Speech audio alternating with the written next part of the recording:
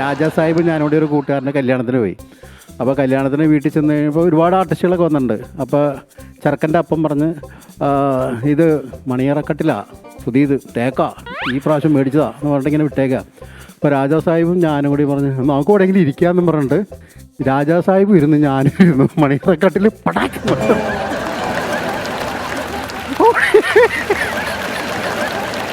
അത് മാർട്ടിൻ ചേട്ടൻ ഞങ്ങളൊരു വീട്ടിൽ കൊണ്ട് പരിപാടി തുടങ്ങുന്നതിന് മുമ്പ് ഞങ്ങളൊരു വീട്ടിൽ കൊണ്ട് നിർത്തിയേക്കട്ടോ. അപ്പം മഴ പെയ്ത കാരണമാണ് ഞങ്ങളെ അവിടെ ഒരു വീട്ടിലേക്ക് കയറ്റി നിർത്തിയേക്കാണ്. പരിപാടിയൊന്നും ആയിട്ടില്ല. അപ്പം 7 മണി എന്ന് പറഞ്ഞ പരിപാടി ഒരു 9 ആകുമ്പോൾ തുടങ്ങാം. കാരണം അമ്പലപ്പറമ്പിൽ ഇടിവെട്ടി മഴ പെയ്തുകൊണ്ടിരിക്കും. അപ്പോൾ ഞങ്ങളൊരു വീട്ടിൽ കൊണ്ട് നിർത്തിയിട്ട് എല്ലാവരും ഭയങ്കര ആ വീട്ടുകാരൊക്കെ സ്നേഹമായിട്ട് കുറച്ച് പേരൊക്കെ മിണ്ടി ഓരോ ഫോട്ടോ ഒക്കെ എടുത്തു. പിന്നെ ഞങ്ങളവിടെ ഇരുന്ന് ചെയ്യാൻ തുടങ്ങി. സെറ്റിൽ ഇങ്ങനെ ഇരുന്നോ, പിന്നെ കാല് കയറ്റി വെച്ചു, പിന്നെ കിടക്കുന്നു, അങ്ങനെ ഇങ്ങനെയെന്നൊക്കെ പറഞ്ഞ് ഭയങ്കര ഒരു. അപ്പം എന്തോ ഒരു ക്രിക്കറ്റ് കളി നടപ്പുണ്ട് ആ സമയത്ത് ടി വിയിൽ. അപ്പോൾ കുറച്ച് കഴിഞ്ഞപ്പോൾ ഹരിശ്രീ യൂസഫ് ആ ഹൗസ് ഓണറോട് ചോദിച്ചു, ചേട്ടാ ക്രിക്കറ്റിൻ്റെ സ്കോർ അറിയാൻ ഒന്ന് ടി വി വെക്കാമോ എന്ന് ചോദിച്ചു. പിന്നെന്താ പറഞ്ഞ് ടി വി ഓണാക്കിയത് ഇടിവെട്ടിയാ ടി വി അടിച്ചുപോയി. കൃത്യം ഓണാക്കുന്നു, ഇടിവെട്ടുന്നു, ടി വി കത്തിപ്പോകുന്നു, ഒരു കരിഞ്ഞ മണം വരുന്നു.